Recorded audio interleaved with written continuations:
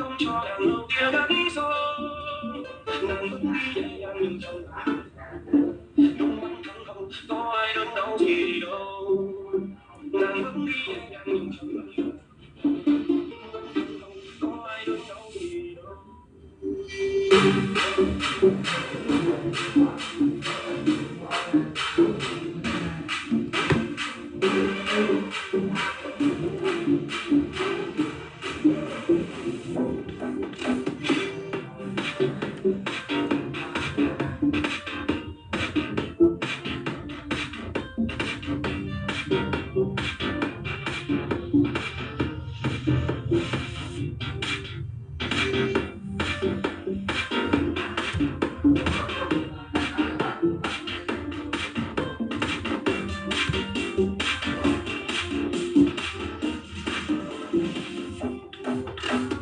Tôi sinh ra trong gia đình làm người đứng đầu,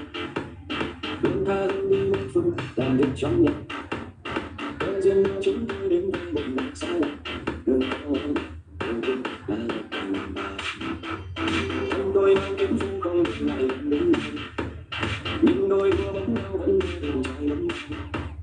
Em thương tôi trái hoang giống cha mẹ tôi giống cha,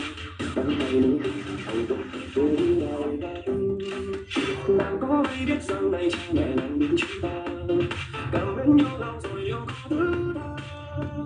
giờ đớn đau cho nàng nên ta đành nhận do chính ta không biết thân phận kiếm phương dám mơ thành hoa, để cách xa đôi mình nên cha mẹ nàng đắn